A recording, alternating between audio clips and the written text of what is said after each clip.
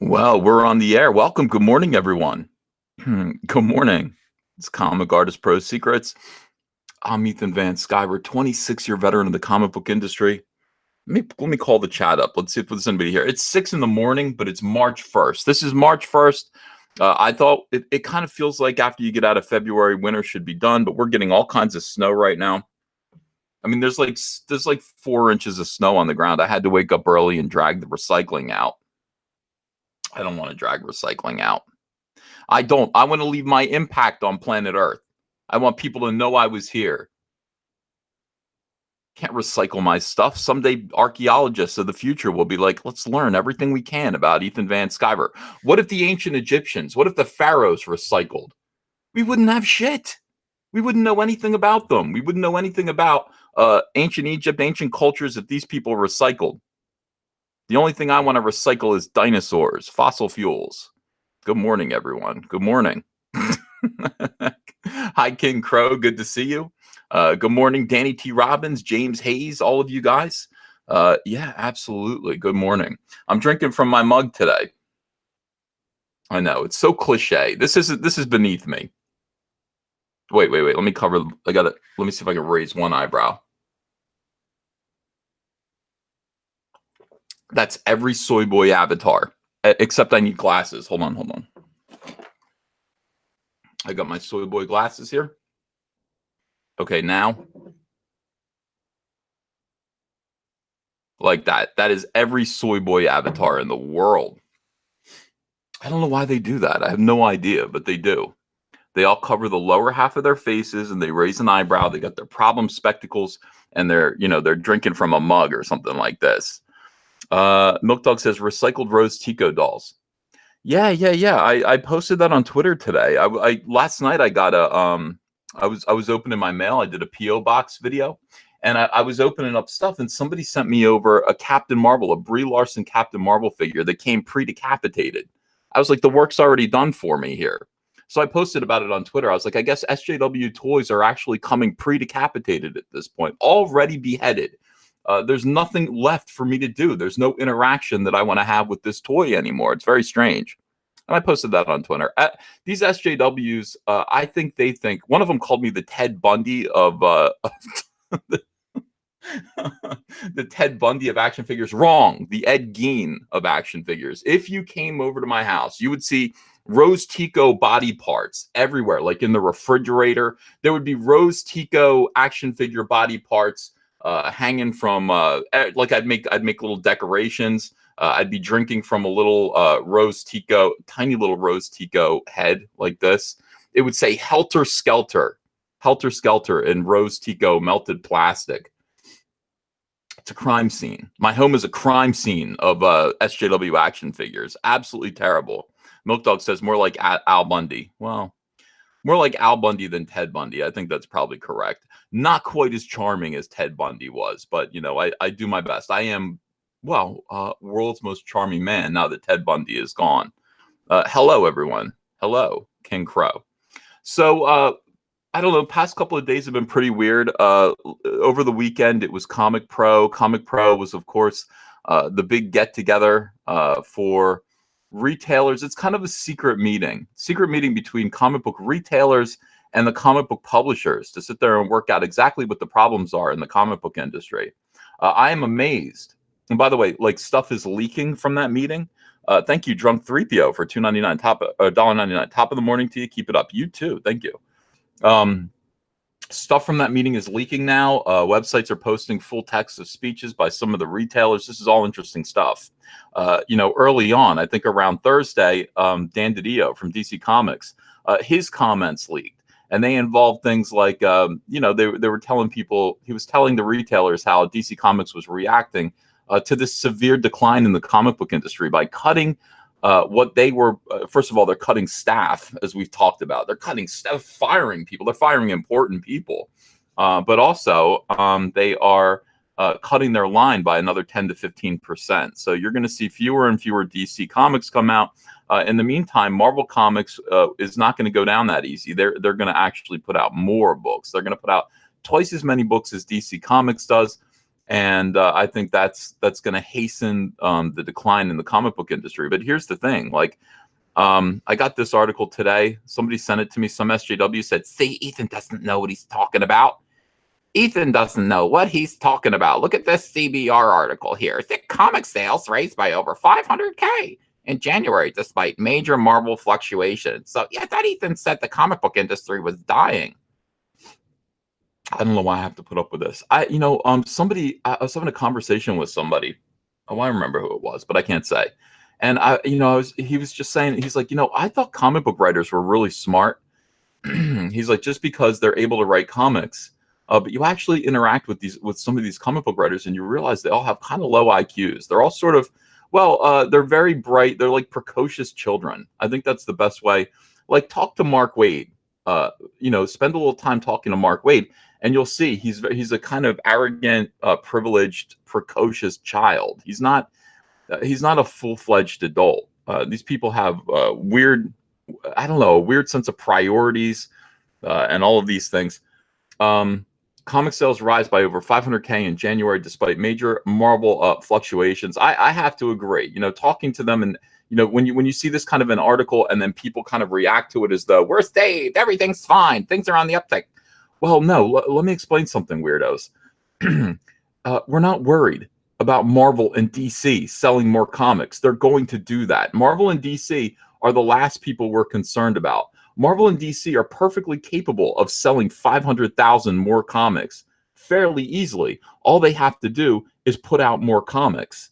Put out more comics, put out more number ones, put out more variant covers, put out more product, and you are going to see an increase like this. It's not Marvel and DC selling more comics that we're worried about. It's the retailers. It's the people who have to order them and then sell them to the fans, guys. Those are the people who we're worried about. By the way, the Hulk's thumb. I don't ever want to hear about me having toe thumbs again. This is what a toe thumb looks like. This is what a toe thumb looks like. That is a little baby thumb on the Hulk. I don't know who did that. I don't want to point things out like that too much, but all right. So again, here we go. Here's a bunch of reassuring news for nitwits. Marvel is putting out more comics. These people are putting out more comics, putting out more variant covers, putting out more number one issues, putting out more bait, yeah, look at this. More variant covers. Look, Supergirl 26 increased by almost 8,000 units thanks to the open order variant cover by Stanley Artgerm Lau. Artgerm, by the way, they do good variant covers. People actually want them. And do you know why? Because they're very sexy, beautiful cheesecake images of female superheroes. So if Artgerm produces a variant cover of Supergirl, it's going to be in demand. There are some variant covers that are actually in demand. People do want them. I've got 2 of them under my belt. I mean, not literally. I've got Batman #1. I did a variant cover for the current Batman. Current? I don't know if you call it current. Well, it was when Greg Capullo took over. I did the variant cover for issue 1. That comic book is expensive and very hard to find, and people want it. And then I did a variant cover for Green Lantern #9 way back in the day, of Batman with a Green Lantern ring. And that one is also very much in demand and very expensive. Most variant covers are not at all rare. They are not in demand. Nobody wants them. And yet, every now and then you find somebody who is actually worth having. Instead of that, why not just have this guy do all the covers? He should just do the main covers. All right. So the previous issue of Supergirl 25 had a higher price of $4.99. And again, yeah, Artgerm covers have a solid track record of increasing sales of issues. So again, variant covers. Put out variant covers. All you have to really do is pay this guy a little bit more money, and you are going to get, what is this? What do you think this is? This is probably like a 40% increase in sales just for paying the cover rate to this guy. Doctor Strange #10 increased by 6766 units for the 400th issue of Doctor Strange. So there are all these kind of flukes, all these sort of like moments that are not really repeatable, that cause January to fluctuate. Marvel and DC sold 500,000 more copies, more comic books, not dollars, more comics that month than previously. And so SJWs are celebrating, and they're like, hooray. Guys, 400 comic shops have closed in the past 3 years. 400. It's like, this is not sustainable. I don't know how many more times I could say it. This is not sustainable, you idiots. These people are paddling for dear life. They may look calm on the surface, like a beautiful swan, but underneath they're paddling like hell, like a swan's legs. Do swans' legs paddle like hell, or is that duck? Should I have said ducks? Let me think about that for a while. All right, here's the thing. Brian Hibbs, retailer, his speech leaked. Well, it didn't leak. It's not like this isn't something you're not supposed to see. This is Comics Progress, which is pretty funny. It's a pretty ironic title for a website. But this is the speech by retailer Brian Hibbs, who runs a big comic book shop, a couple of them actually, in the Bay Area. I think it's called Comics Experience. And Brian Hibbs is a responsible retailer, handsome man. I think I'm going this way. Well, I can't really go this way. I mean, he's got a little bit more. Does he have more in the front than me? I could probably manage this given 3 years of growth, but I don't know if I can manage, maybe. I don't know. We'll see. We'll see. Brian Hibbs, great man. Very, very smart retailer. Somebody who has survived, all of the current depths and declines that we've experienced as an industry. And Brian Hibbs gets up Comics Pro, which is the retailer meeting. He's speaking directly. He's speaking directly to like DC Comics. He's speaking directly to his fellow retailers. He's speaking to Marvel Comics. He's speaking to Image. He's speaking to all the comic book companies. And this is what he has to say. I do want to actually go through this because I just think it's important, and it's probably going to get me kind of angry. First thing in the morning, somebody says it's Jesus. I don't think this is Jesus. This is more like God the Father. Like, if anything, Brian Hibbs would look like God the Father, and his son Jesus would be smaller, a little more thin, a little younger. This is, yeah. I mean, not to get blasphemous, but I mean, if you're going to say this guy's Jesus, I disagree. I absolutely disagree. Charles Barkley says, have you seen the new AOC comic? It's so cringe. I was thinking about talking about that. I don't know if that's been talked to death yet. I don't know if people have talked about the fact that they're still doing far left political comics that worship politicians with no brains in their heads. Well, I guess my thing about that is I saw that and went, somebody might buy that. I don't really know who. I mean, last time they really did stuff like that, the Obama Spider-Man variant cover, it did sell. It did sell very well. So I guess go do it. I suppose you're turning off. I mean, no Republican is going to buy that. Nobody who is not a far left extremist is going to buy that comic, but maybe there are enough far left extremists to support that. I'm not sure. I guess we're going to have to wait and see. All right, so here's the text. He introduces himself. Look at this. National sales. This guy is an inspiration. I like this guy almost as much as I like Phil Boyle, who also spoke there. Phil Boyle runs he runs the comics chain in Orlando, Florida. When I almost got shot, by a 7-Eleven. Like I used to go to his comic book shop. It was on Orange Blossom Trail in Orlando. If you guys are from Orlando, if anybody's from Orlando, OBT. I mean, it's where if you're looking for a hooker or a comic book, that's where you go. And I was looking for comic books. I wasn't looking for, I was looking for a good time, but in a different way, comic books. And I was parked at the corner. And of course, a guy came flying out of a 7-Eleven. I swear to God, this is true. God, my life is so weird. I'm parked at an intersection. I'm parked at it's kind of like a T-shaped intersection at Americana and OBT. And there's a 7-Eleven on the corner. And this guy comes blowing out of the 7-Eleven, firing his gun like it's the Wild West into the 7-Eleven and runs out into traffic. I am parked right at the front, so he runs right in front of my car. He must have been 12 feet away from me when he ran by me. And then a bunch of cop cars, like a whole flight of them, zoomed around Americana to chase this guy down. And I just said, blah, blah, blah, blah, blah. Did I just see that? It was interesting. It was very weird. So anyway, that was on my trip. That was on my last trip to Phil Boyle's comic shop, Coliseum of Comics. He's a retailer. He also spoke at this meeting and at this conference, I would say. But this guy, I'm just getting to know. Brian Hibbs. By the way, Phil Boyle actually told me, he's just like, hey, Brian Hibbs, you're gonna like what he has to say. So I do like what he has to say. National sales are very poor. There are comics in the national top 100 that aren't even selling 20,000 copies. So, in other words, in order to get in the top 100, this was a concern of mine about Cyberfrog. I was like, I don't know, can I get into the top 100? Can I get Cyberfrog? I don't want to be. I don't want to solicit Cyberfrog through the direct market if I can't get into the top 100. And then you hear this: it's not even 20,000 copies. I sold 12,000 copies of a book at $25 cover price. I'm feeling like I'm feeling like I might be able to break into the top 100 if I sell a smaller Cyberfrog book at $4.99 or $3.99 or something like that. I'm pretty sure. I'm feeling pretty good about that right now.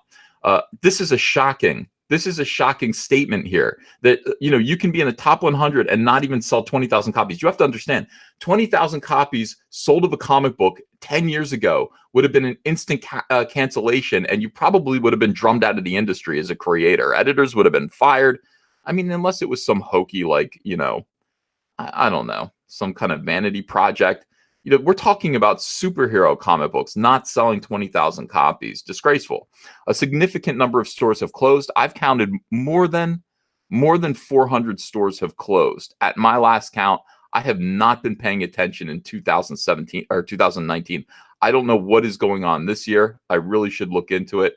Last I looked, we're at about 1,900 comic book retailer outlets, which is down about 400 and change from the last 3 years. So perhaps as many as 10% of outlets. As far as I know, every person in this room is working significantly harder, with many of us barely hanging on as our margins have cratered. Yeah. So the remit that was given to me was to lay out some blame. Oh, good. Lay it out. Look at this. He is Odin, guys. He's Odin. Blame the people who need to be blamed, dude. Blame them. This is why, by the way, when you hear what he has to say here, and you want to know like why anti-Comicsgate is psychotically after Comicsgate, why they want to destroy us, here is why. Let me do a clap warning. Here is why. Here's why anti-Comicsgate hates Comicsgate, and they lie about us. And they lie about us so persistently and doggedly and transparently. Well, because they tried to drum us out of the industry. SJWs wormed their way into the comic book industry. They said, why don't you, maybe some changes need to be made. Maybe you guys, this boys club called the comic book industry, maybe it's sexist. Maybe it's a little bit racist. Maybe it's a little bit homophobic. And I said, what? And they said, yes. Well, if you hire me, I'm going to make some changes because women shouldn't be cut up and put in refrigerators in comics. Now, that made sense to some people. And so, before you knew it, SJWs were working their way in comics, implementing changes, making comics safer, less sexist, less racist environment for readers. And then before you knew it, they were hiring more SJWs. And once those SJWs took power, they started to throw out all of the old stuff that people used to like. And then they tried to get rid of people who did not toe the social justice line. Now they rule the roost over a comic book industry that is in utter collapse. Why? People liked it the way it was. People liked it the way it was. That's why. It's just simple. It's as simple as that. Burger King might be unhealthy. It might be bad for you, but it's damn tasty. People don't want health food when they go to Burger King. People don't want social justice, which, by the way, is not the equivalent of health food. It is the equivalent of a soy patty, though. They want sex. They want violence. They want attractive, beautiful superheroes. They want aspirational heroes. They want all of these things that SJW seem to be staunchly against. So Comicsgate, we should actually be dead. All of us should be dead. Me, John Malin, Richard C. Meyer, Mike S. Miller, Doug TenNapel. I mean, the list of creators that are working for Comicsgate, that are working and succeeding within Comicsgate, we should have all died. Like they meant us to be homeless. They literally meant us to be homeless people. They wanted us to be homeless, begging on the street for money to fund our, I don't know, crack cocaine habit. What happens? It could be crack cocaine, just to relieve the pain of no longer slaving over, I don't know, Justice League comics. No, they wanted us to be homeless. We didn't. We went out. We built something else. We said, no, this is what we believe in. This is where we think you're going wrong. This is how to succeed. And we are succeeding, and they want to kill us for it. They were making a political point. We completely upended it. All right, so here we go. I'm happy to do that. In fact, I'm pretty okay at it. But before I do that, I want to actually start off by saying I believe that the direct market is one of the greatest creations in the history of the intersection of art and commerce, exclamation point. I don't know if I agree with that, Brian. He says, look, we are a self-created market of entrepreneurs, folk who wear the passion for what we do on our sleeves with every waking hour. This guy's praising us. Hooray, we're awesome. However, now we are watching our market crumble away, even as comics culture takes over the mainstream. This is the thing that confuses people, by the way. Like, people who are not into comics at all, normal people, and we're normal people too, I think, but because we're not crazy SJWs, but we're fans. We're really interested in things that we probably should have given up as children. A lot of people give up as kids. It's stuck with us. It's been an important part of our life. These avatars for heroism, these fantasies, these things still mean things to us into our 40s and 50s and 60s. Most people aren't like that. Most people lead very drab, boring lives, and they'll kind of just go see this stuff in the movie theaters and say, this is cool. This stuff's really, really cool. But they don't really want to think about it beyond that. Now, these people don't understand that the comic industry is in decline because, comics culture has taken over to the mainstream. There's going to be a bunch of Avengers movies this year, a bunch of Marvel movies, a Star Wars movie. These things seem to be healthy to normal people. They don't understand that, comics are fading away. Comic books are fading away and kind of melting into video games, movies, and television. That's where we are right now. So he says, first and foremost, a lot of the blame for that lies with the very people in this room. Correct. Now, this guy's interesting. This is a great line right here. This is a fantastic line, guys. I love this line. Honestly, publishers and creators will only do what they think they can get away with. Boom. That's exactly right.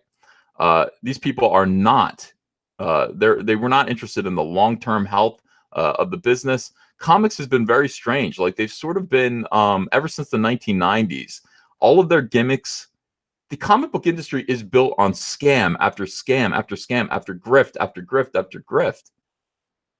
When these anti-SJWs say Comicsgate is a grift, they're projecting as they do. SJWs always project. We're like, no, we're saying, no, this is an artisanal kind of industry here. We're making comics on a smaller level. We're autographing them, we're drawing on them and all this stuff. We're going to charge more money for them and we'll produce them. These guys actually scam retailers in a very interesting way. He's going to get into it. I think he's going to go into it in some detail. Phil Boyle went into it in excellent detail. I cannot wait to read the transcript of his speech. I'm sure he gave him hell, but this is really, really good. He says, I'm going to spend a bit talking about publisher behavior in a minute, but to a person, we've enabled those behaviors. So he's actually taking blame for the retailers here. The retailers, he's saying, look, we allowed ourselves to be assaulted. In fact, we encouraged it. They can't and won't publish material unless we buy it. Every single order form we turn in is a vote for the future that we want. And a lot of us have been voting actively against our best interests for many years. And you continue to. When you allow SJWs to come in there and make these kind of whack job comic books and these terrible, terrible business decisions that go against the best interests of the industry, all of them need to be fired from a trebuchet. Here we go. Because, by the way, all of these decisions come because the comics aren't selling anymore. The comics themselves are not selling. If you just put one comic book out there with a single cover on it and it's an issue of Thor, it's not going to sell. You have to add all kinds of sales gimmicks and trickery to make it sell more, to sell more copies than there are people who are out there to buy it and read it. And by the way, you're only trying to fool, Marvel and DC are only trying to fool these retailers. Once it's in the hands of the retailers, Marvel Comics is out of it. They don't care anymore. Hey, we sold it to you. Now it's your job to sell it to someone else. Oh my God. So I can't especially blame the publishers for trying to meet our demand. If you could get, this is key right here, if you could get an extra 20% in sales by paying $500 to an artist and doing a plate change at the printer, why wouldn't you? That is correct. That's exactly what we talked about with Art Germ and other variant cover things. Of course you would. But as with absolutely everything in the post-Heroes World direct market, That was interesting. That was 1997 when Marvel Comics took over Heroes World as a distributor and absolutely turned the comic book industry upside down. We lack absolutely anyone willing to stand up and say, no, that's a little too far, to protect us against our own worst impulses. All markets need brakes and guardrails. We have, as I see it, two major problems at the publisher level. One of content, that's the main one, and one of the amount of product. That's the other main one. God damn, this makes me angry. Hello, everybody. 856 people. Good morning, by the way. Good morning out there. Good morning. Let me see what you guys are saying in the chat. Durakin says, you can mathematically model what's happening with the comic book industry, and it's incredibly easy to figure out the future if nothing changes. Yeah, I do agree. I agree. Yeah, we're on a downward trajectory. I really don't think it can be fixed at this point. I think we've kind of slipped over the edge, and now we're going down. Hey, Beowulf. Good afternoon, Uncle E, says Vasan Kasai. Good morning. Darth Vicious says, ordered my first Phantom Menace t-shirt last night. Oh, thanks for $2. I hope you enjoy it. I would like to see more people wearing Phantom Menace t-shirts. I think that'd be great. Milk Dog says, Realms Indiegogo by Anthony Moore needs help. The Uncle E bump. Oh, well, we'll do. We got to do a telethon at some point. 1,832,947 views says, just did squats and deads yesterday. Felt so good, lol. Oh, I gotta get in there and do some. I gotta do some exercise myself. Good morning, everyone. Charco's in Ireland. Hello, nice day there. Well, it's freezing here and we're getting snow, Charco. Yeah. Yeah. All right, so let's get back to this. So this is the thing. We've got two problems. One is content and then the amount of product. In terms of content, well, I think we're at a golden age of comics right now. I disagree. With more amazing material being published than ever before, I disagree. The base level of quality of our core periodical product in the direct market, the driver of sales and success in our market, both in the superhero universe material as well as the most licensed and creator-owned titles, is at a near historical nadir. So in other words, we're getting some good stuff out there. You've got Jeff Johns and Gary Frank doing Doomsday Clock, even though it's extremely late, which I'm not going to complain about. I can't imagine Gary Frank doing anything, getting any work done at the level of detail that he puts into his work. It's miraculous. So you've got really good stuff, but I mean, look at this, the base level of quality of our own core periodical product in the direct market is at a near historical nadir. Nadir means the bottom, the lowest level. Nadir is the absolute, that's a great word, guys. Use the word nadir. Don't name your child nadir because it's the worst of the worst. Right. Nadir is the opposite of zenith. Thank you, man spreader. Correct. I am not at all convinced that over the last 2 decades or so, even the minimum amount of effort has been put into developing editorial staff and support at the largest publishers. Most editors are desultory at best at that skill set. They were hired because I'm not going to get into that. Instead, publishers have been emphasizing traffic management and corporate synergy as the most important skills to develop. God, Zach, can you hear this? Wherever you are in Texas or wherever you are, Zach, are you hearing my voice? Are you hearing these words? I'm telling you, diversity in comics, your boy Zach was a Cassandra for the comic book industry. Everything that is being said now by major retailers in the comic book industry is being, it was originally said by your boy Zach. He said it loud. They persecuted him for it. They tried to beat him up. They tried to, in some cases, they tried to cripple him. And they tried to ruin and destroy his life. They tried to marginalize him and call him a racist. Now this is just being said directly to the faces of the comic book publishers, Marvel, DC, Image, by the retailers, by the people they depend on. Zach was right all along. Zach was absolutely right. Nobody listened. Nobody listened.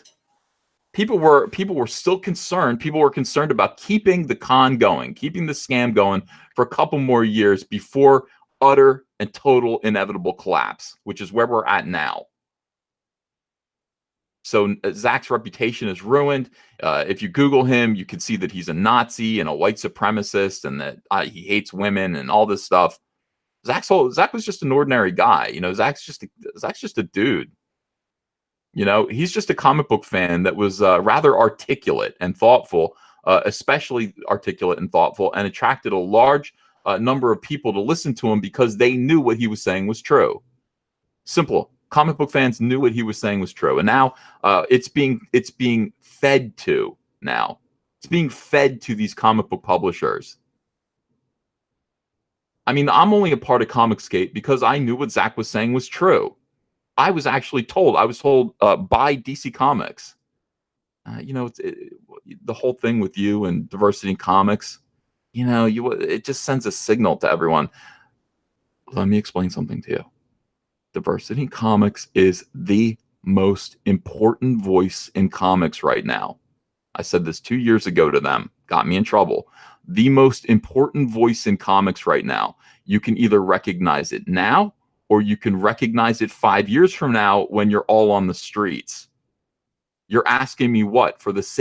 You're asking me for the sake of the happiness of my peers to deny the fact that this guy is saying everything that needs to be said in order to preserve the ongoing success of the comic book industry. And you're asking me, I don't know, just to make Gail Simone happy? To just be like, yeah, he's a racist. No, he's 100% correct. If the comic book industry ever does have a history, a retrospective, he will be seen in any fair retelling of history as the most important voice of the end of comics.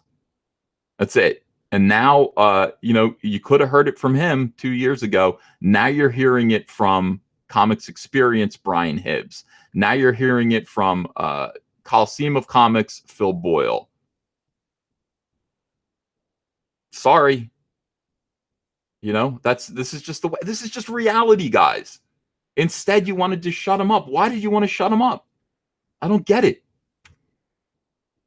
I'm fascinated by that. And I knew like I was in real trouble when I was being talked to like that. Like, you're sending signals to people. I got so many weird messages from people like, your association with Richard C. Meyer is problematic. You're really sending a signal to people. Fuck that.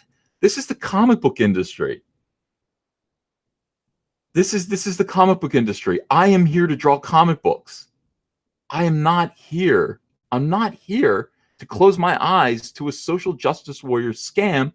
I'm not here to pretend that you termites aren't destroying the industry that I've been working in for 25 years. That's not what I'm here to do. I can't do that. And by the way, I don't care what my peers think. They're not my peers. They're my competition, you idiots.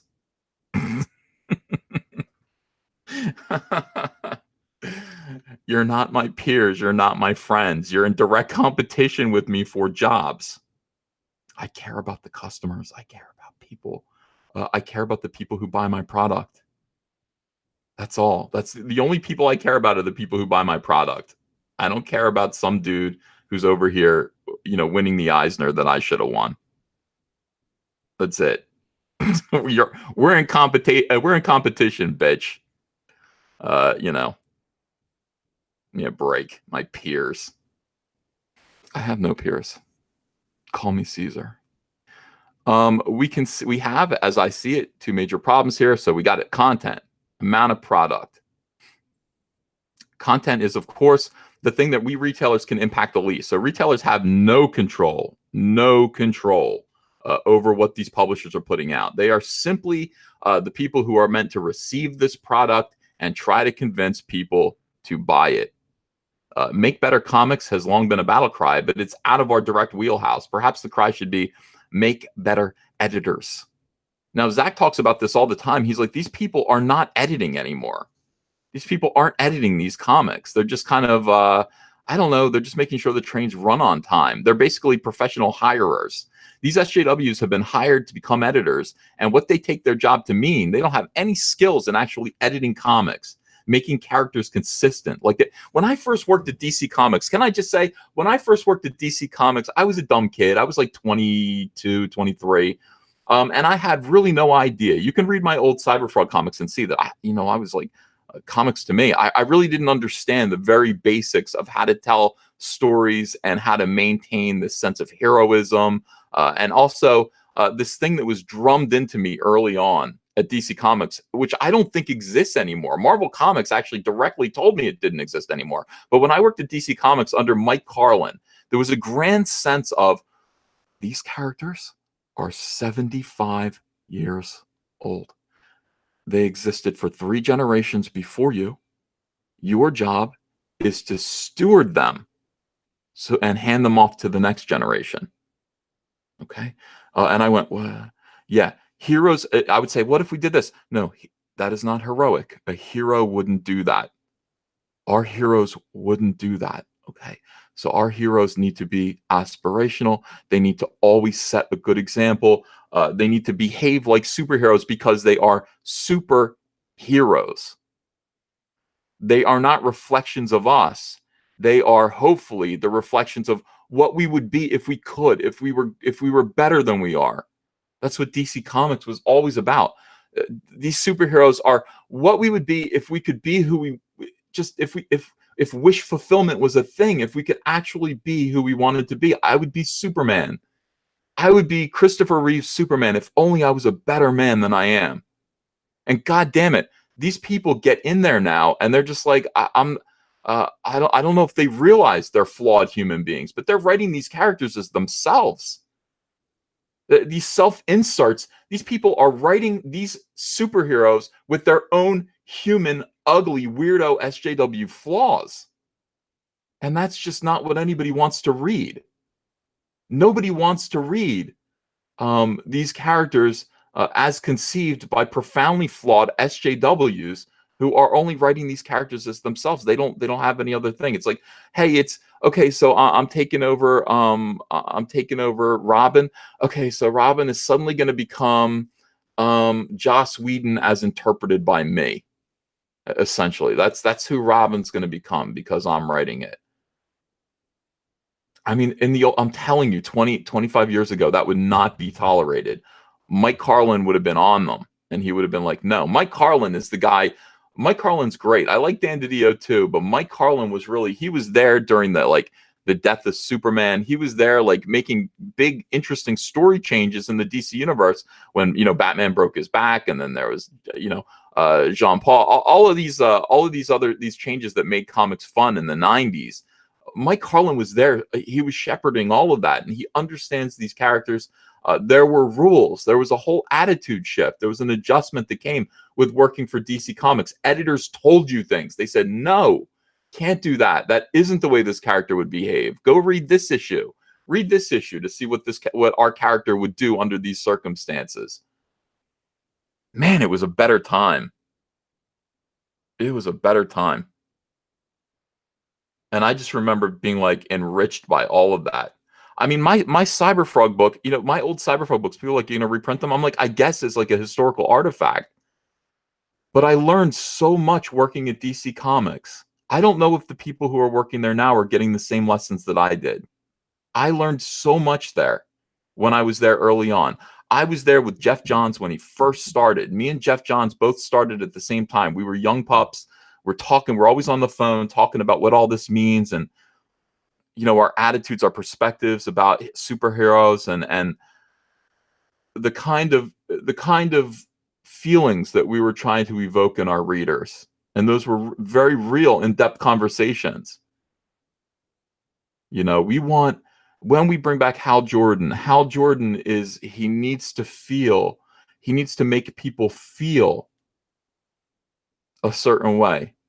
Barry Allen needs to make people feel a certain way. Who is Wally West compared to Barry Allen? Who is Kyle Rayner? Who's Guy Gardner? Who's John Stewart? It's not like that. I don't really feel like that's happening anymore. You've got these characters, got entire books of these characters visiting psychoanalysts.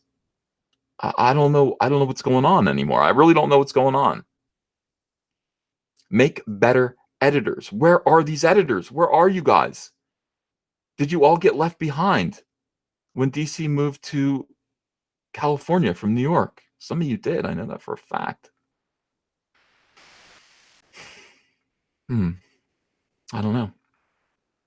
All right, hold on. Let me get a drink out of my SJW Tears mug.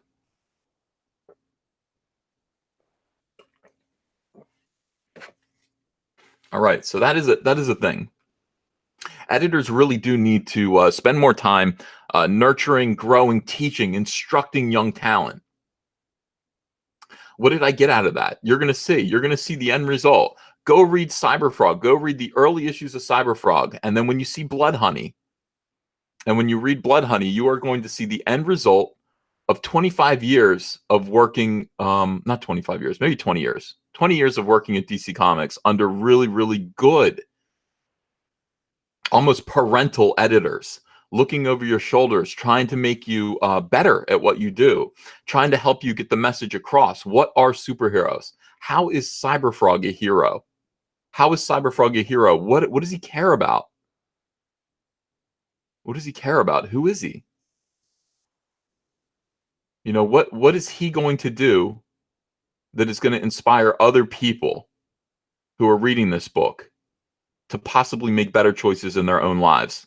That's what comic books can be. You know, that's what comic books can be. That's what these superheroes can be. They're not. They're not right now.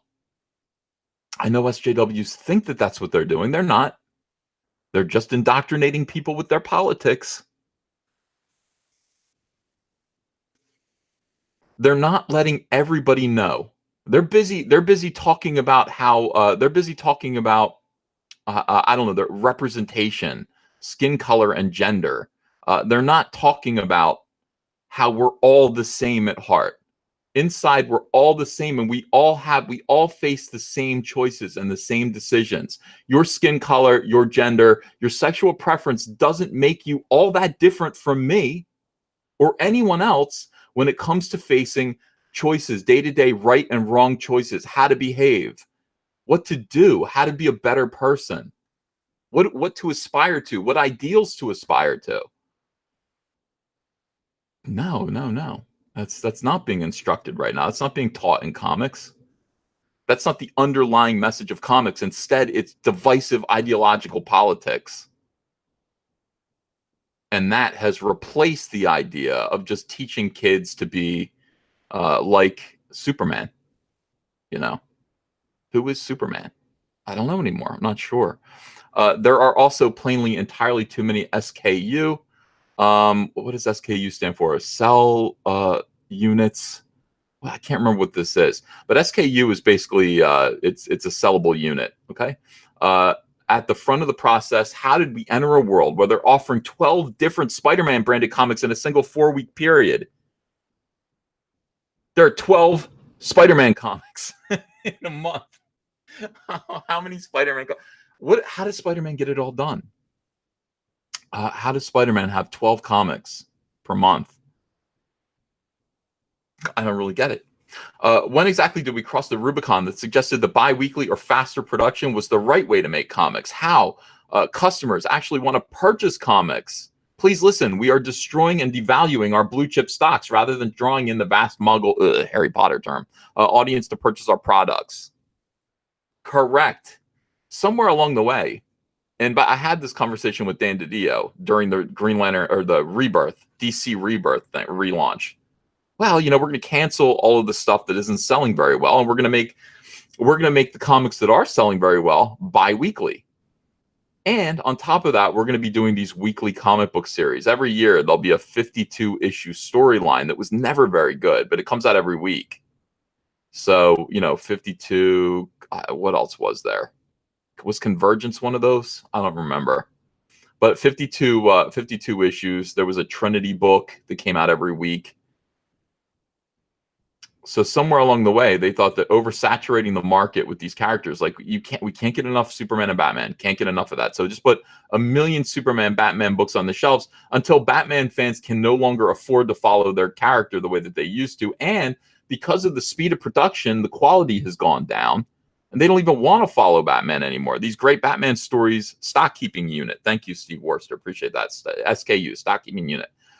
These Batman comics, they're no longer really that interesting anymore. So you stop buying them. These, the idea that like flooding the market, flooding the shelves with stuff that's good is actually going to make fans happier rather than more sad and making them feel like they don't get to participate the way that they used to because they can't afford it.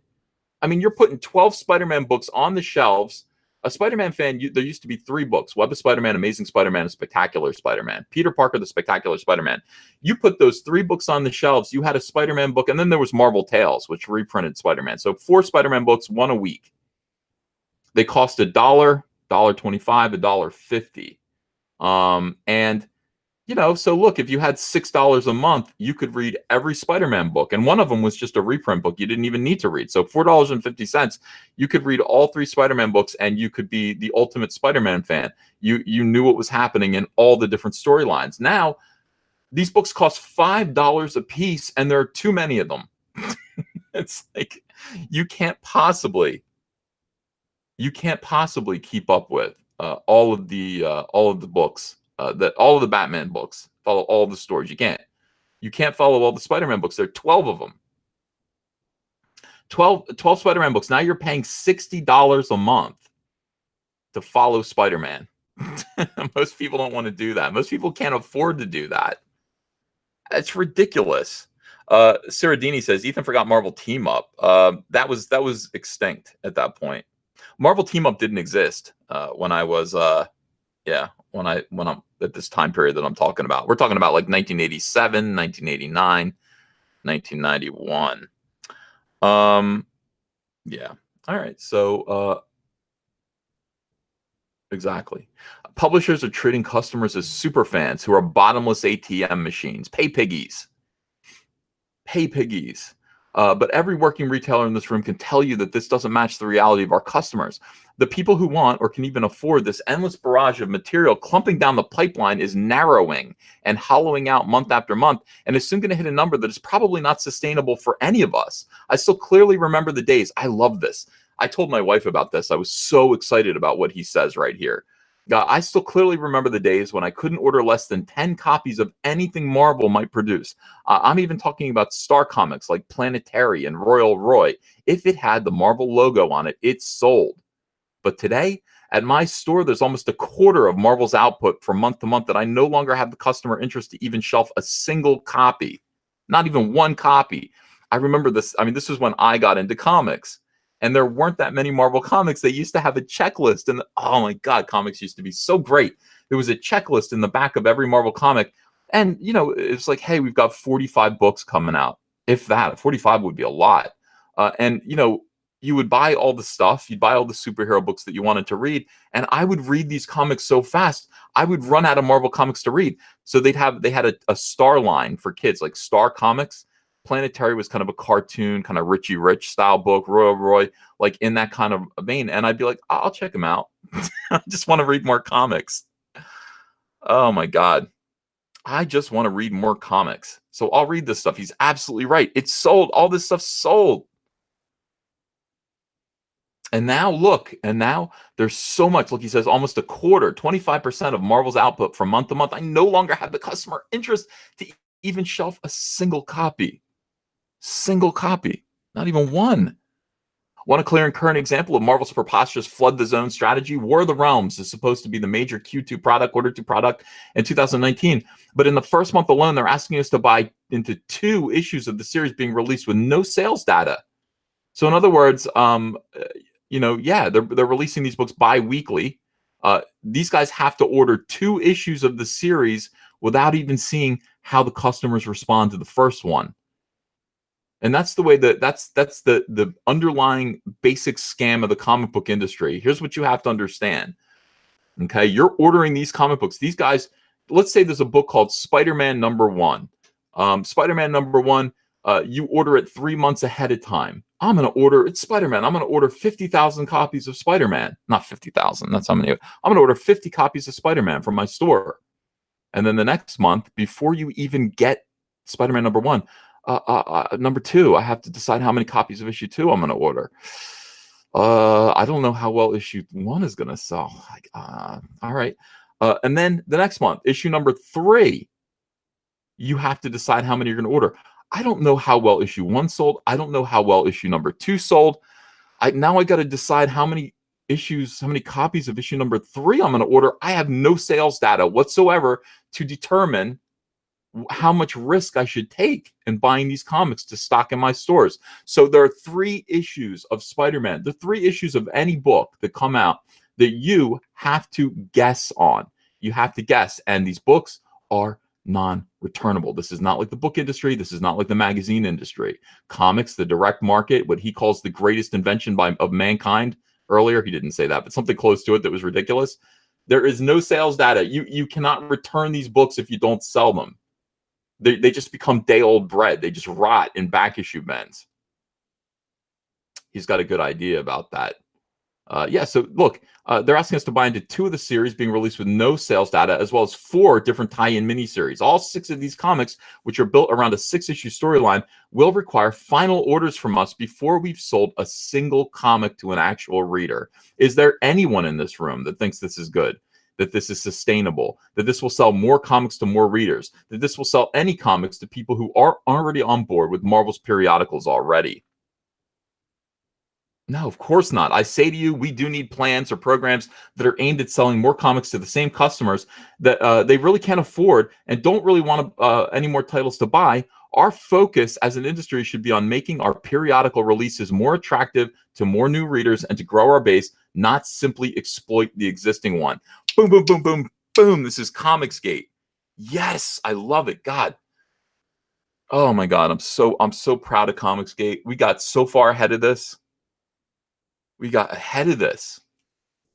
Agree. Completely agree. We need to grow this market. We need to reach out to the fans who've been disenfranchised. Reach out to fans who might be interested in buying comics.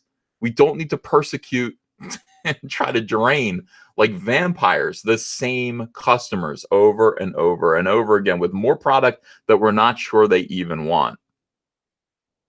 By the same token, the SKU explosion has expanded out past just a number of series, but also into the number of covers. This is big right here. This is gigantic.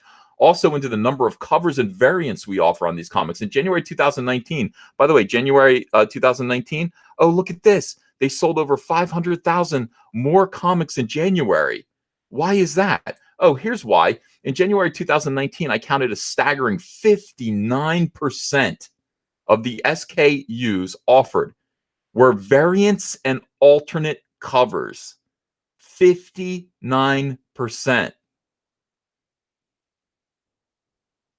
59%.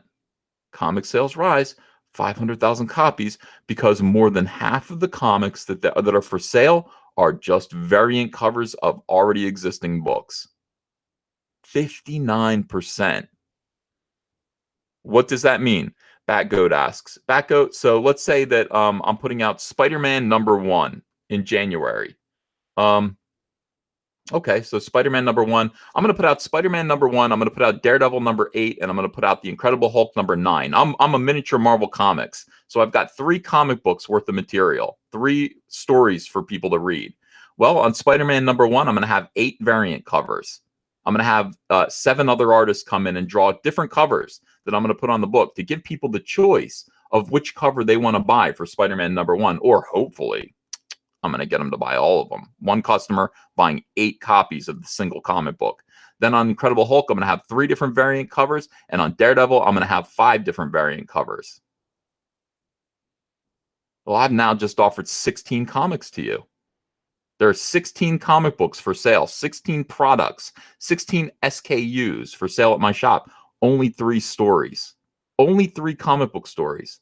But 16 books. 16 sellable products. That's what Marvel is doing right now. Okay? So that's what they're talking about.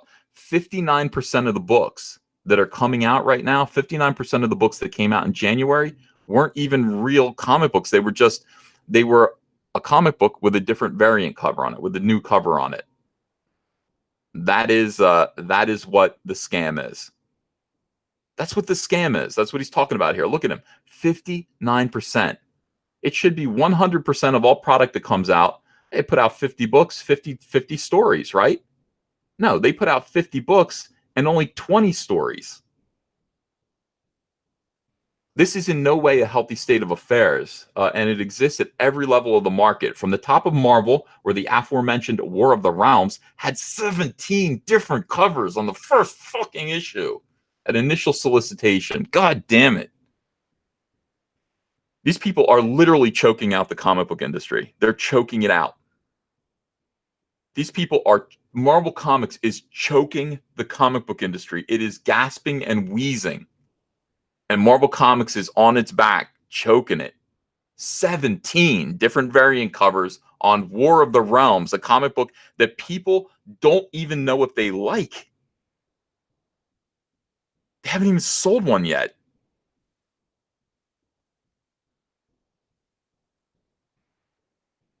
$17 different covers. Each book costs $5, presumably. In order for a fan who wants to collect everything Marvel, like in the old days, he's talking about in the old days. Look, I couldn't even stock less than 10 copies of books aimed at children because if it had Marvel's label on it, everybody wanted to buy it. So let's just say that same audience who bought everything Marvel back in 1987 exists today. You are asking them to spend $85 on a single comic book. 17, is my math right? 17 times 5. I think that's $85. And they've also added another 8 more at final order. So no, I'm sorry, I got that wrong. There are 25 different covers. There are 25 different covers now for War of the Realms, #1. After, of course, we pre-sold our sets and such. All of this on, I'm sorry, $6. I was wrong, not $5, $6. 25 times 6, everyone. What does that equal? What's 25 times 6? So you're asking people to spend $150.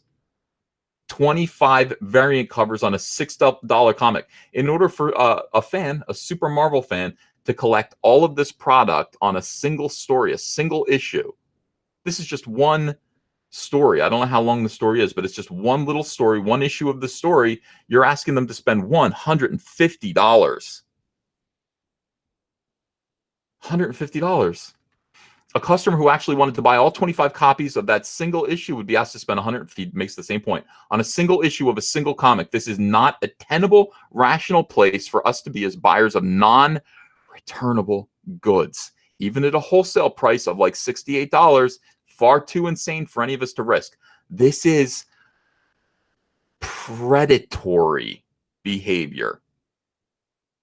Predatory behavior on behalf of the largest publisher, Marvel Comics. Predatory behavior. You're asking your fans to spend $150 on one single comic book. Yes, but your comic was $25, Ethan. Yes, I know. It's autographed. It's beautiful. $25. $150. And they're giving Comicsgate grief. Look at this. Comic sales rise over 500K in January. Oh, the comic book industry's fine. The comic book industry's just fine.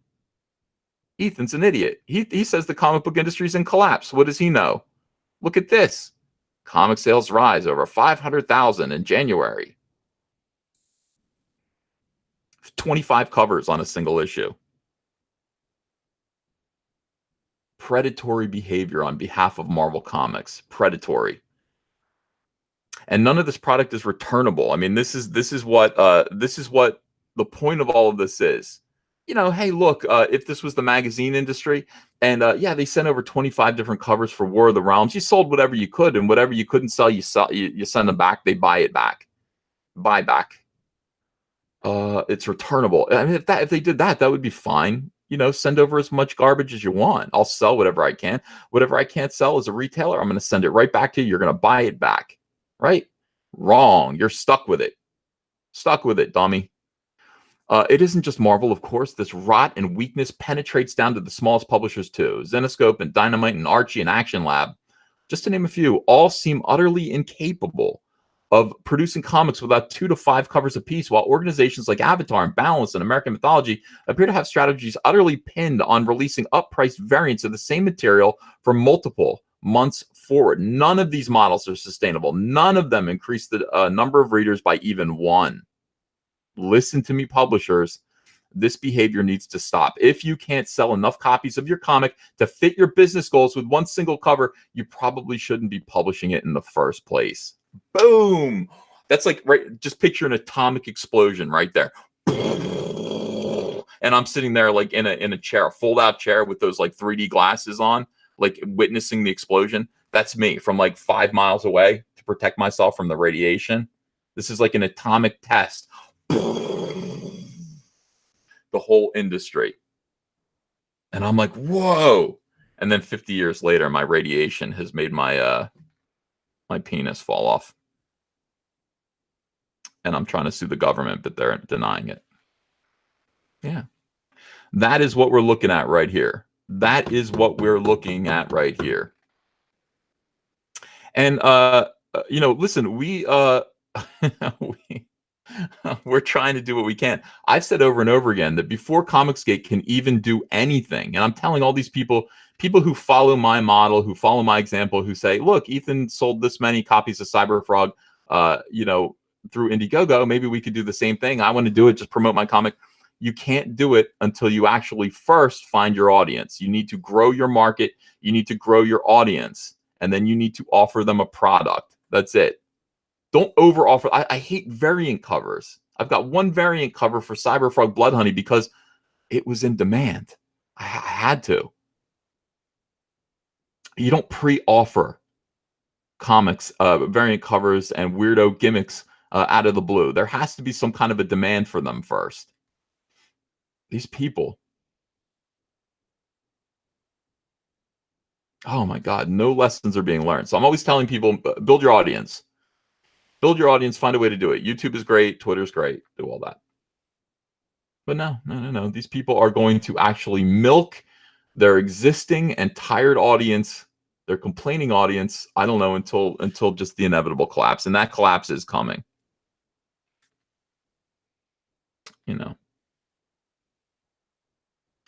Yeah. All right. Listen to me, publishers. Too many SKUs, whether from the title count or the variant expansion, are harmful to the market, actively harmful. They take time and energy and resources from things we could be doing to sell more comics, not just from your retailer customers, but from the distribution pipeline as well. The more individual SKUs Diamond has to touch at quantities that nationally can measure in the mere hundreds, the more likely they are to make mistakes, the more likely we are to have over, shorts, and damages, wasting more money and time from everyone, stressing the entire system that much more. Be clear, I'm not arguing for the abolition of variants altogether. They have a great deal of value and of worth when used intelligently, like me with my Salamandroid variant, strategically and with restraint. But putting 5 covers on some mediocre comic that you're not even expecting to get over 10,000 sales in the national market on the main cover is a path that is leading us straight to doom. All right. So he's calling for a 10-point plan. Zach doesn't understand these things. He doesn't. Zach sees these ideas, and Brian Hibbs is an idea man. Again, look at him. He looks a little bit like God. By the way, if I died and went to heaven and God the Father came to meet me and he looked like this, I'd be like, yeah, all right, it's fine. I expect that. Brian Hibbs looks like my image of God the Father. That's what I'm trying to say. Brian, if you're listening, I like the Old Testament. It was good. It was good. All right. I'm calling for the following 10-point plan. Number 1, stop mixing SKUs for things like minimum orders and chart reporting. Combining SKUs defeats critical economic Darwinism needed for healthy marketplace and sends a clearly distorted message about how and what is selling. Correct. Each and every line item should stand on its own individually. If there are no variant covers that do not or cannot meet those paltry $2,500 wholesale orders, then it should not be allowed access to the national marketplace. There's absolutely no reason to waste everyone's time, energy, and bandwidth for individual covers that less than 200 accounts are purchasing. Publishers should handle these sales directly and with those retailers without involving the national marketplace. That is exactly right. So in other words, you don't say, if Batman #1 has 8 variant covers. Don't mix, don't mix the variant covers and combine them all and say, hey, that's how many copies Batman sold. No, but the main cover sold this many. That's that product. This variant sold this many. That's that product. And that way, it'll kind of let people know. I mean, retailers will know this is how many people probably ordered Batman, and publishers will know, hey, this is how many variant covers are probably called for. By the same token, I call again for all sales charts to include a penetration index. Me too. A simple percentage of how many accounts are purchasing a specific SKU. SKUs that don't reach, and this is a number from a hat for a talking point, approximately 1 store in 3 probably don't deserve national distribution. I love that as well. So if it's not really selling enough, don't offer it through Diamond. All meat or exceeds must go away immediately. Tying one product to another is not only immoral, it creates an environment of haves and have-nots, but I also strongly believe it is against federal law. Damn.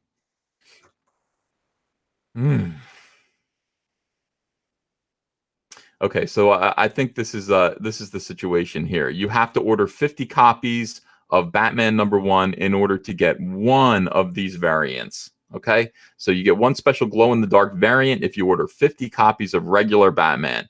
You get 100 if you order 100 copies of Spider-Man. You get one lenticular cover. And what he's saying is this is immoral, and it also, if your comic shop is small, you're never going to get a lenticular. You're never going to get a glow-in-the-dark cover.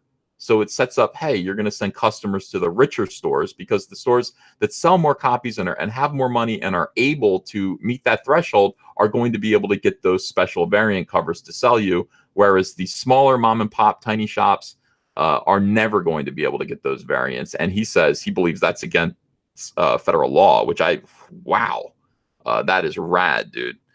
1,263 people watching right now. Let me look at the chat and see what you guys are saying. Nick W says this is such nonsense. Hibbs is part of the reason the direct market is failing. Well, he's admitting that, Nick. He's actually saying we've called for this. We've asked for this. We have supported this, and it's not working. Let's see. A New Disguise says, I am here. Let the party begin. Finally, we can party. A New Disguise is here. Darth Vicious says that's why the variant covers cost so much. That's the other thing. So somebody had to buy 50 copies of regular Batman to get that one single variant cover. What do you think that variant cover is going to have to sell for to make up for all of the money that was spent buying the other 50 comics? Quite a bit. It's not worth it. Diversity and Cecil's here. Hello, Cecil. Hello. Sarah Jacobs says Rainbow Brute can maximum penetrate me anytime. Oof, spicy. Good morning. Good morning, everyone. Welcome to March 1st. Just checking in with my audience here. 1,273 people. Yeah, Nevercold says that variant cover is going to have to cost $1 million. That's a lot. It's too much. Rams S says 50 copies. That's a rip. That's the scam. Listen, the comic book industry right now is barely surviving, and it's surviving. It's floating on one scam after scam after scam. Now, some of the publishers who attended this meeting that we're talking about, Comic Pro, that happened over this past weekend, some of these publishers actually told the retailers, keep all this to yourself. Do not let this get out to the public. All of your ideas, all of your complaints, stop letting Comic Artist Pro Secrets know about it. Stop letting Diversity in Comics know about it. Stop letting Doug Ernst know about it. Stop letting Umbrella Guy know about it. These things, these complaints, once people start to understand what it's like from your point of view, they're going to start to see the comic book industry in a whole new way. They're going to demand change that we can't afford, is what they're saying. They're going to demand accountability that will destroy us. And that's why I think it's vital at this point. I think it's vital that, these people do. They're whistleblowers. Someone like Brian Hibbs is a whistleblower right now. So I think it's important that, they do actually say something. 1,300 people even watching Friday morning, March 1st, a nice snowy morning. Good morning, all of you. Good morning, chat. Absolutely love you. Kill Camp says, Ethan, I love you. Keep doing what you're doing. We'll support you no matter what. All right. Thanks, Kill Camp. Yeah, I rely on you guys. I can't do anything without you. But it's nice to know you're here. I mean, it's wonderful to know you're here. It's wonderful to know that I can start a live stream at 6 a.m. talking about the comic book industry and the collapse thereof, and you guys show up. Hundreds and hundreds of you show up. to participate, to let me know how you feel, to talk back to me, to listen to what I have to say. Super chats are nice. Thank you for sending super chats. Appreciate all of you guys. Thank you so much. Lex Ruthless says comics like newspapers will be gone in 10 years. Yeah, I think so. I just think everything's going to change. Nick W says, Uncle Ethan, Hibbs killed Kindle sales. Everything is full retail except for weekly sales now. Hard copies are less expensive. Interesting. Okay, I didn't know that. Comics has no new readers. Well, we're trying to get new readers over here. Comicsgate. Here's the thing about the comic book industry. By the way, Mark C, thanks for $5. Curious, are the current heads of sales named Guido? Okay. Here's the thing, guys. All we can do is we can just start to rebuild. Comics started out small. It started out very small. Not comics. Actually, comics started out big. But something like Marvel Comics, Stan Lee just almost giving up on the industry. Stan Lee in 1961 was sick of things. I mean, the government had taken heavy control of the comic book industry and its standards. Stan Lee came in and just said, I don't feel like doing it anymore. And his wife actually told him, just do one your own way. Just do a comic book your own way. And he did Fantastic Four #1. And that led to the explosion of Marvel Comics. Sometimes that's what it takes, is it just takes some faith and a good idea. I think we have good ideas. And by the way, we have the benefit of actually paying attention to what these retailers are telling us. We have the benefit of watching what doesn't work, which I think is great. R.I.P. Stan Lee. We'll definitely miss you. A lot of people ask me if I ever met him. I met Stan Lee a bunch of times. Absolutely. Gave him a hug once. I was very gentle. Yeah. Metalhead says, get in the stores, EVS. Well, listen, I would like to, I guess, but we do have to find a new way. We can't just rely on the direct market. The direct market I don't think it's sustainable. I just don't think it's sustainable. So anyway, all right. So there needs to be, let's get back to this article. There needs to be a creation of a threshold of what the native sales of a base title must sell or be projected to sell that limits the number of variants that are allowed. This is a great idea. I suspect the number is like 1 for every 20,000 copies sold. But again, that's numbers from the hat. So if you sell 20,000 or over, you can have a variant cover. 40,000 and over, you can have 2, and so on. Below those numbers, you don't deserve any. And there is no universe outside of a once-in-a-lifetime event like Action Comics 1000 where any single comic should have 10 or more covers. That is completely agreed upon. Because right now, these comics, these smaller comics are like, okay, so we just sold like 5,000 copies of this. So, but what if we tack on 3 variant covers? Maybe we can pump it up to 8,000 copies. He's saying, no, you don't deserve any variant covers at that point. There is no demand for your comic. You're now asking a handful of customers who barely wanted your comic book in the first place to buy more than one copy. So I like this idea of 20,000 in this market. God, that's embarrassing. In this market, 20,000 is a top 100 book. So 20,000, maybe you can have a variant cover. 40,000, you can have 2. And he's saying, look, the idea that this book that Marvel's putting out has 25 variant covers is ridiculous. Maybe something like Action Comics 1000 might have 10 or more covers. Once in a lifetime event. And that is a once in a lifetime event. All right, so if that's not possible, I also think there should be a certain percentage of a publisher's line that should be allowed to be variants. Again, as a from the hat number, I'd suggest a possible number like 25% of their total output. So just on a percentage basis. I call for all shipping information to appear on invoices in a box-to-box format. All right, I don't know if that applies to us. Final order needs to be 100% firmly bolted down and locked no later than noon on Fridays. This includes each and every cover. Absolutely no changes should be added after this time, and every listing that doesn't include all art and all information should be 100% returnable, even if that's out of Diamond's End. They're calling for returnability now. Yes, that's one of the things. That is one of the things that Comicsgate is asking for. Here's why, and he's going to ask for returnability another time here. Look at this right here. Finally, and this has a number 1 next to it.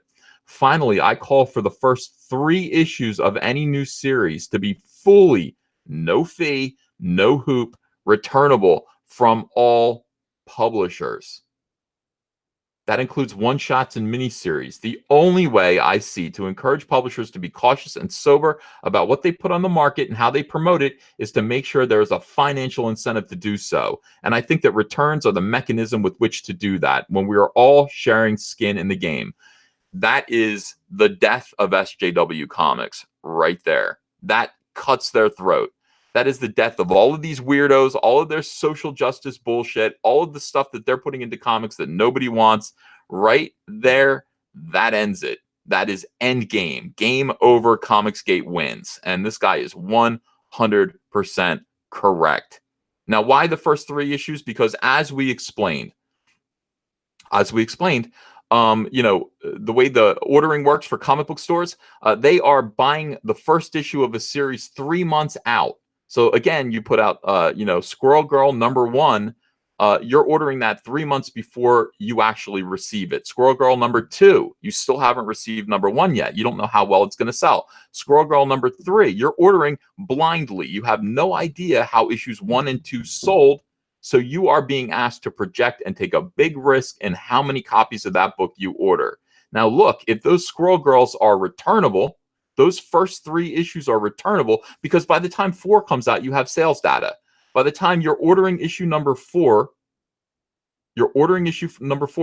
issue #1 is in your shops, and you're able to see how well Squirrel Girl #1 sold.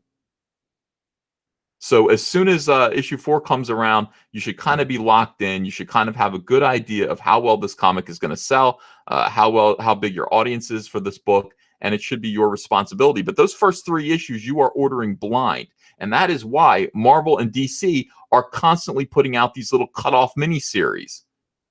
Hey, it's a 3-issue miniseries. Because you're ordering all of those blind and they're non-returnable. So if none of your Squirrel Girls, the first 3 issues of Squirrel Girl sell, if you can't sell any of them, you're screwed. You ordered them blindly without having any market data, no sales data. And the publisher can just cut it off at that point. By the 4th issue, once you know that issue #1, you ordered 10 of them and only sold 1. Now you're ordering 1 copy of issue 4. Boom, canceled at issue 4. God, it's such a racket. It's such a racket. It is such a racket. So this is the thing. Here's what you do. By making the first 3 issues of any series returnable, and that's just the beginning. That is just the beginning.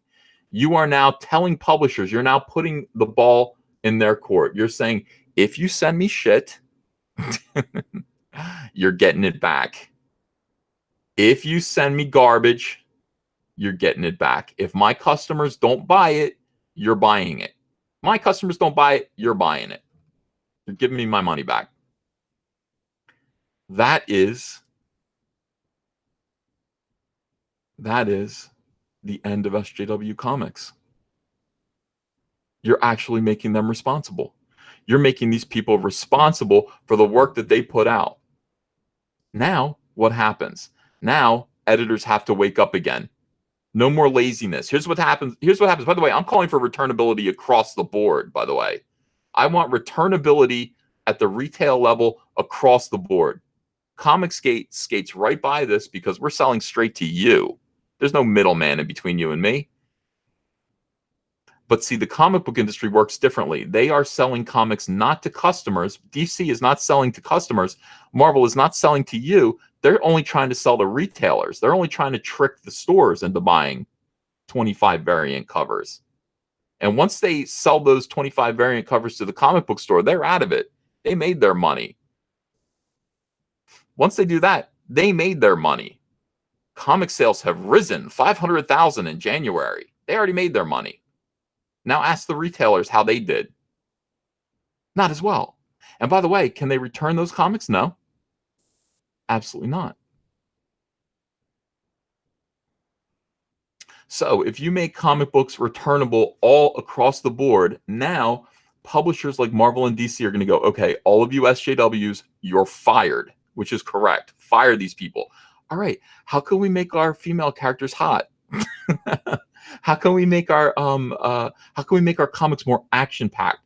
What can we do? How can we present our comic book covers to make them more engaging on the stands? How can we add consistency to our characters? How can we hook readers again? How do we hook readers, not collectors? How do we hook readers into buying these comics? How do we do that? Oh, we need better editors again. Well, we can't put out 12 Spider-Man books a month because they'll all get returned to us. Let's cut that down to four Spider-Man books. Let's make it a weekly thing. There's a new Spider-Man book every week. That's enough. That's not too many for a Spider-Man fan. And let's make sure those 4 Spider-Man books are incredible, top talent. Because if it isn't, we have to buy it back. If you go to a restaurant and they give you garbage food, if you order dinner at a restaurant and you get horse poop on your plate, and if that were the comic book industry's model, that'd be fine. You're stuck with it. But you can return it. You send it back to the kitchen and they have to, not eat it. They don't have to eat it, but you're not paying for it. Comic book industry doesn't care. They will send you horse poop. They just don't care. So I want to say this. I want to say that Brian Hibbs, these are good ideas. Comicsgate, I have been calling for full returnability in the comic book industry for a few months now. I'm really glad retailers are standing up for themselves. The reason why more retailers aren't doing this is because they're afraid. They're afraid to call for full returnability. They're afraid to do that.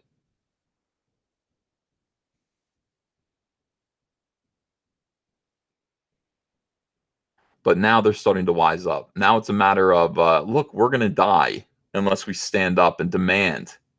And we demand as a retailer community that we have some rights. That we can't allow ourselves to be exploited anymore. This man's a hero, Brian Hibbs. And he's not the only one. There are other retailers, but he's a big one. He's very smart. And he's got some good ideas here. I have no idea what his politics are, but here's what I will say. When it comes to the comic book industry politically, we're 100% aligned. What he's saying is absolutely true. Just from the sense of business, all of his goals are going to benefit the comic book industry. They will benefit you and me. They're going to definitely benefit me. They're going to definitely benefit you. It's awesome. Look at him. He looks like God. Brian Hibbs looks like God. I'm not saying he is God. I'm just saying he looks like him. All right. Really, really enjoyed that. I mean, that was fantastic. I didn't know about it. My little brother sent it to me. He's like, "You're going to enjoy this." I was like, "Yup, thank you."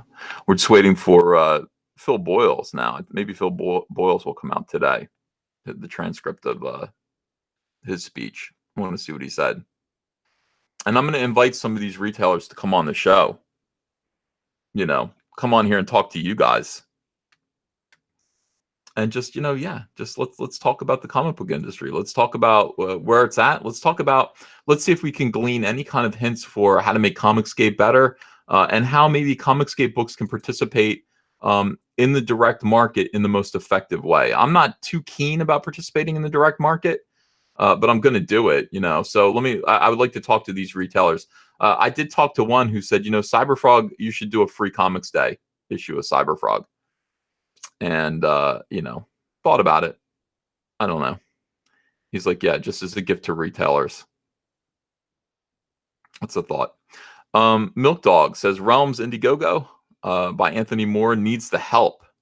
The EVS bump, the Uncle E bump. Billy Ritchie says Golden Age has Golden Age, more like Golden Shower of comics.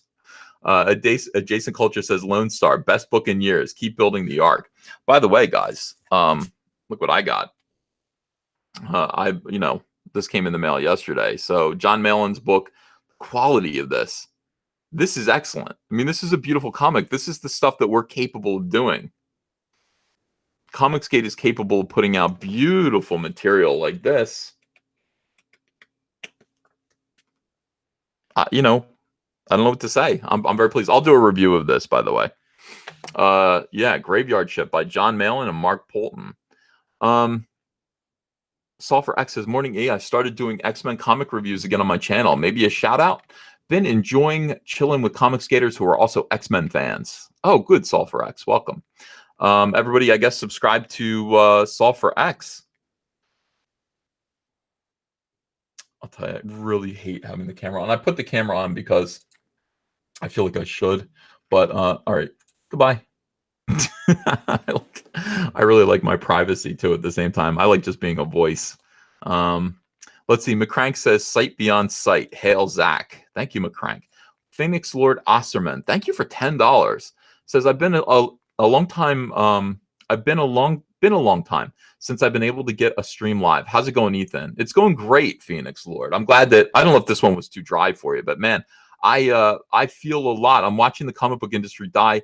I'm realizing that almost everyone in the comic book industry, fans, some of these SJWs, are not aware of what's going on. I don't know, man. I'm starting to see my peers as kind of dumb, and I'm concerned. My peers. Keep calling them peers. My fellow creators. Sulfur X, thanks for $1.99. Dude, editors, zero continuity in X-Men anymore. Yeah. That is the thing. I mean, X-Men used to be, Marvel used to be so tightly edited. And I used to say this all the time. I used to kind of just say, hey, you'd read a Marvel comic and it would be snowing in New York City in June. And it would be like, hey, there'd be a little editor note in the corner that said, hey, you want to know why it's snowing in June in New York City? Pick up Thor number 397 on sale next week. I mean, and it was just like, oh, I do want to know. Like, it was so tightly, it seemed like a real world. That's how to sell comics. How many more? That is how to sell comics. It's not about variant covers. It's about creating an imaginative world that is consistent and whole and real, full of real three-dimensional characters, and you can live in that world for as long as you have, I don't know, whatever. If a book's $5 now, goddamn, for as many $5 as you have. You want to continue to live in the world of Marvel Comics, you need another $5 and go buy this book because it's going to expand your view. It's going to let you see more of Marvel Comics and the world thereof. They're not doing that anymore. They're just trying to sell you variant covers. They're not trying to hook new readers. New readers, not collectors. Collectors are great too. We want collectors. But that's not how to grow an industry. People need to be addicted to the stories. Important. Sulfur X says, dude, editors, zero continuity. That's correct. Sarah Jacobs, thanks for $23. You should write all that DC wisdom down in a how-to book. Preserve it for when people are sane again. Like with the book memorizers and Fahrenheit 451. Oh, that's sad. Well, look, Comicsgate, Comicsgate is its own thing. I don't think I need to write it down in a how-to book. There are enough people that remember it, but everybody just seems to be afraid right now. I'm telling you, there's a deep, dark fear in the comic book industry. Everyone is terrified. Everyone's terrified. And I don't blame them, but I mean, people do have to kind of stand up and come up with solutions. We have to start building a life raft. You can't just, die on Gilligan's Island because there's a hole in the boat. Fix the boat. George Alexopoulos says, only 4 days left on my Indiegogo. Grab your copy of the Problematic collection. Michael Roth, thanks for $10, says, I remember buying a comic about a month ago. The top issue was a variant. I looked for a normal cover, but gave up when the top 5 issues were all different variant covers of the same issue. Michael. Daniel Mogg says, always wanted to become a penciler. Instead, now creating indie games. Comicsgate, please support my latest tower defense game, iOS and Android color defense. Yeah. Somebody in the chat said, turn your camera back on. All right. Hang on a second. Oh, for goodness sakes. All right, here we go. Now you can look at my face again. Daniela Mock says, always wanted to become a penciler. Instead, now creating indie games. Comicsgate, please support my latest tower defense game. Lazarian444 says, stock keeping unit. Cheers, EVS. Yes. Kevin Freer. Thanks for $10. Says to get new readers, they put comics. They need to put comics racks back in the grocery stores, not variant covers. That's where I first discovered comics and eventually found my way to the local comic shop. Well, DC is trying to do that. DC is making an effort. Like DC had the Walmart exclusive 100-page comics. And by the way, I'm in those. If you can find one of those comics at Walmart, my comics are in there. But then they just announced at this retailer summit that they're going to stop doing that now. They're going to stop doing an exclusive deal with Walmart. They're going to kill the exclusivity. In other words, those same books are going to be available at Walmart and on the direct market, but also possibly other places. DC Comics is actively right now trying to work its way out of the direct market. They're trying to kill their exclusive agreement with the direct market. Again, what is the direct market? The direct market is Diamond Distribution. They have an agreement, an exclusive agreement with Marvel and DC Comics and everyone who engages in them with them, that they're only going to be sending these comic books to comic book specialty stores. That's why you can't find comic books on the newsstand anymore. That's why you can't find comic books in supermarkets or anywhere else, because of the direct market. And there are benefits for that, but there are also, as comic shops begin to dwindle and decline and die out, a lot of people are going, look, the ice flow is melting.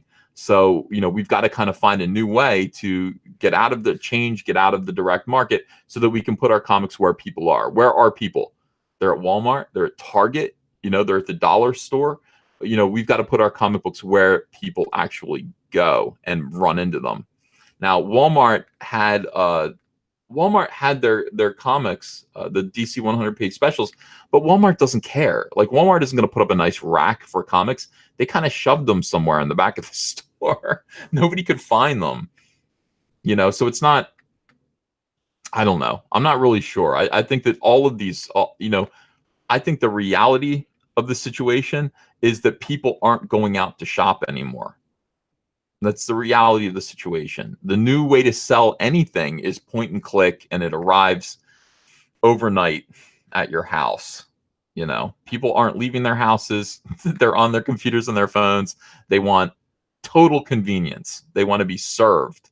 So I think that the reality is the future is this: bigger comic books, better quality comic books, thicker comic books, higher price point that allows you to ship them as though they were novels, books, point and click, buy, and ship in 2 days. That's the future. That's where Comicsgate has to work its way towards. I mean, we have to actually have a way to be able to afford to do that, which is kind of why, we're fundraising the way we are now, trying to raise a lot of money, because eventually the goal will be in 2 years or so to be able to buy the new issue of Cyberfrog. It's already done. It's sitting here. It's thick. It's pretty. And, it'll be at your house in 2 days. Just click this button. Charge your credit card. No muss. No inconvenience. That is the future. That is the future. There is no putting comic books in racks anywhere anymore. That's just not happening. Mark C says, curious, are the current heads of sales named Guido? Tabletop Joe says, Hail Caesar, March 1st, don't fret the Ides. That's March 15th.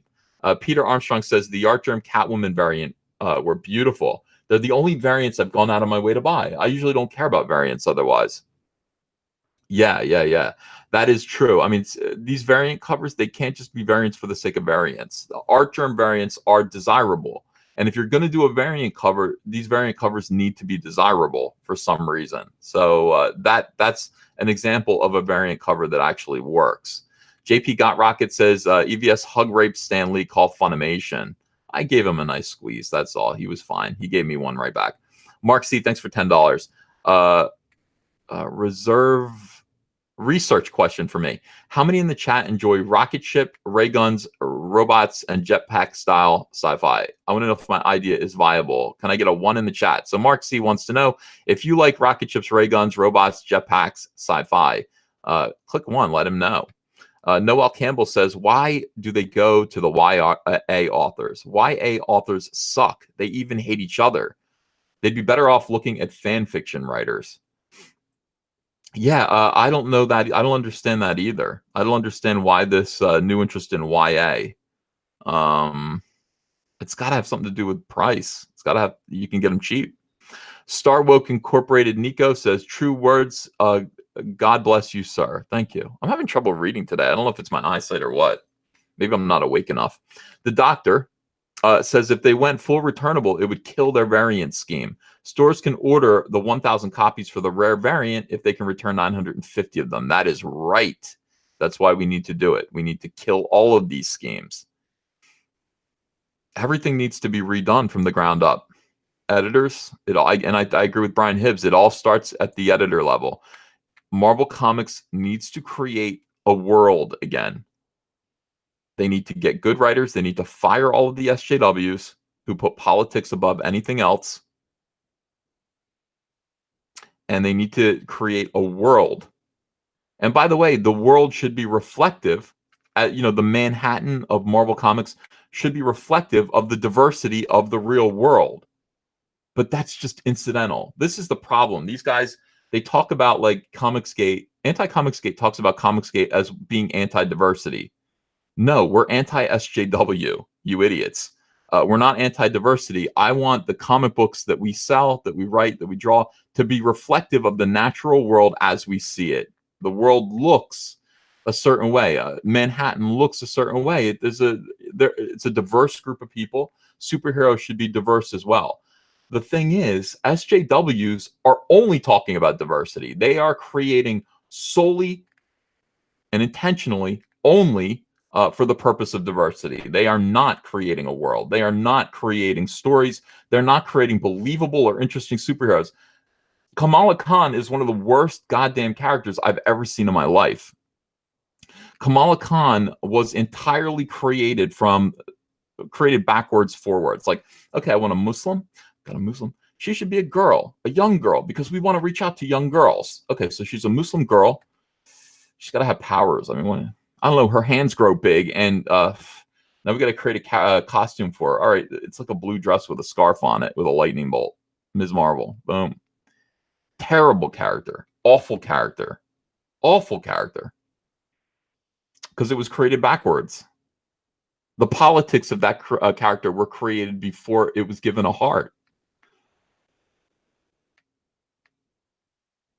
You know?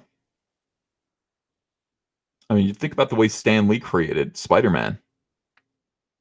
You know, looking at Batman going, spooky, bats are spooky. What's another spooky kind of animal? Spider is spooky.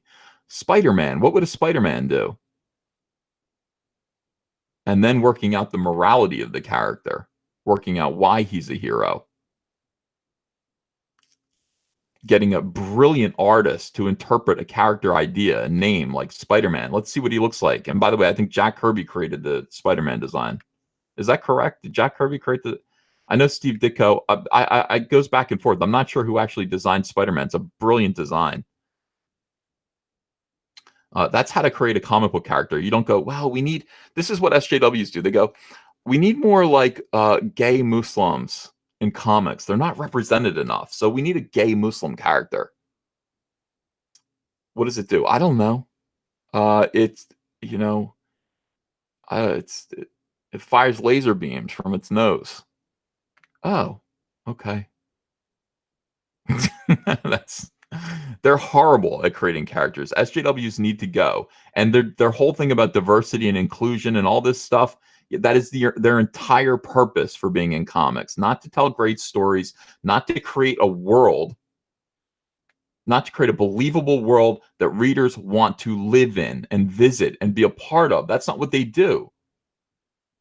They take things that are not really that important and prioritize them by 20,000% and forget about everything else. That's what Comicsgate is. That's what people started to notice. All right, so Count Falconer says, how long until comic pros claim local comic shops are all right? Yeah, it'll happen any day now. Jen Eric says, careful about that unboxing video. Lao Y86 got all his comment sections removed because 2 out of hundreds of his video had his 3-year-old daughter in them. Yeah, I know. You know what? If that's true, though, Mike S. Miller, all of his videos should get demonetized. It wasn't that. It was this person had I know what the story is. This person had an entire channel about their child being an acrobat, and that's all it was, is videos of the child, in tights or something like that. And so, yeah, all the pedos came. It's not just showing, your kid once or twice. And by the way, I couldn't keep Kaylee off. Every single time you see me use the camera, Kaylee is, first of all, Kaylee's my stepdaughter. She's from Andrea's first marriage, just like Hunter is from my first marriage. But Kaylee wants to be on TV. Kaylee wants to be a star, So Kaylee was like, I want to be in one of these videos. I want to be unboxing these packages with you guys. I want to do that. And I kept trying to keep her face off the screen, and she kept putting her face in the screen. That's who she is. Everett Todd said, never saw the point of a variant cover. Just make them posters. Yeah. Darth Vicious says, SJW MCU movie pitch, Midwest Avengers, Big Bertha.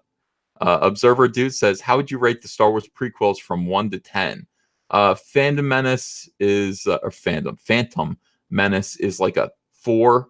Let's see, Clones, like a 3, and Sith is like 7. I'd say that. Hugh Jaff says prequels were better. Don't at me. Thunder Robot says put the comics racks in theaters. That people think that's going to work too. I don't think that works. The idea of just handing out comics like they're pamphlets, like Jehovah's Witnesses do. The Watchtower. When people come out of movies, they're going to end up in the garbage cans. They're not going to work out. Man Theory says, hey brother, I've never commented before, but I followed your channel for a few months. So glad I subbed. Would love to make you a custom table. What's a custom table, Man Theory? Get in touch with me. I would like a custom table. Graham Patrick says, have you ever patched all the variant covers together? It might hold a hidden plea for help. It worked in the Mouth of Madness. Yeah, I only saw that movie once. I need to watch that again. That Umbrella Guy says, hey there. Mainstream comics sadly ruined itself. Yes, Umbrella Guy. The Buzz General says, Ren is your Cato, but who is your Brutus? Moose? F Moose. None of them are. They're not even in the same story as me. J&H Comics says, hey, EBS. Thanks for your how-to videos. Can I get a shout-out for my comic, The Queen's 5? Medieval Superheroes. All right, The Queen's 5, everyone. Check it out. Michael Easterwood says, have you heard of Afterlight Comics? They do horror and have a Kickstarter about sleep paralysis that has 5 or so days left. I backed their last project based on Tug and was not disappointed. Thanks for $10 for that. I haven't heard of them at all.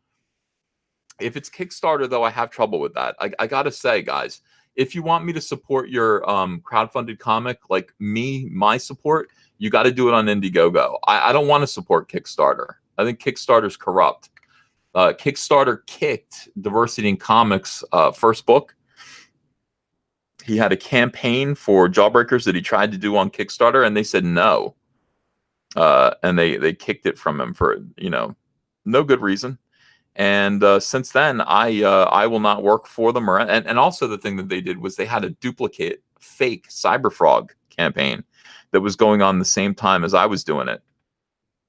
So I was doing Cyberfrog, and Kickstarter had a bootleg Cyberfrog campaign. And it took them a long time to take that down. So I'm not a Kickstarter fan. I mean, I love people who do Kickstarter stuff. That's great, but try to do it through Indiegogo. And the great thing about Indiegogo is that they only want 5%. Kickstarter wants 6.5%. So you're going to make more money if you go with Kickstarter too. All right. That's my advice. I want to say to you guys, thank you so much for the super chats. Nick W says, bring Noah on the show for $2. I wouldn't do that to him. I love Noah, and I think that Noah is not as thick-skinned as I am, and these people would love to tear him apart. I don't want him to have any trouble at all, from these SJWs. So I don't really do that, Opinionated Upload says, would you guys consider a writing artist competition? Winner gets assistance and guidance in getting their creations produced and put out there. Yeah, it's still kind of early for that kind of thing. I mean, we're all trying to get ourselves on solid ground, but yeah, I think eventually. All right, I want to tell you guys, have a great day. Have a great day today. Do good things. Produce something good. I'm working.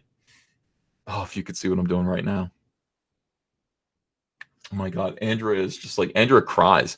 Cyberfrog Blood Honey is the saddest comic book. It's like it doesn't start out like happy. It starts out very sad. Yeah, she's watching what I'm doing. She's like, no. I'm like, yep. Darth Vicious says kickstarted. Yeah, it's a thing. It's like Billy Tucci has a Kickstarter campaign, and I want to support Billy Tucci, but it's like I can't support two things. One, I don't want to get Billy in any more trouble, and two, I can't support a Kickstarter. Can't do it. Can't do it. Opinionated Upload says 2 for the road, bro. Thank you for $2. Oh, you want me to show you what I'm drawing right now? All right, here's what's on my table right now. Okay. That doesn't make any sense to you. Wipe off your webcam lens. It's smoky, right? Oh, maybe there's a fingerprint on it. I'll wipe it off when I take it down. I move my webcam, when I'm working and stuff. All right, guys. Love to you all. I'm getting back to work. Thank you so much for the super chats. Thanks for listening to me rant. And I'll have a video up later today, probably. Please subscribe to this channel if you haven't subscribed yet. Check and make sure you're still subscribed, guys. YouTube is unsubscribing people who are not asking to be unsubscribed. So if you haven't yet subscribed, do subscribe. Make sure you're still subscribed. Click that. Click the what is it? The bell for notification. I'm not with it yet. I need coffee. It's like I get up and I'm just like, I'm going to start streaming immediately. I need some coffee. So click the link, click the bell for notifications. Thank you so much. Like and share on the way out. Appreciate you guys. Love you. See you again later.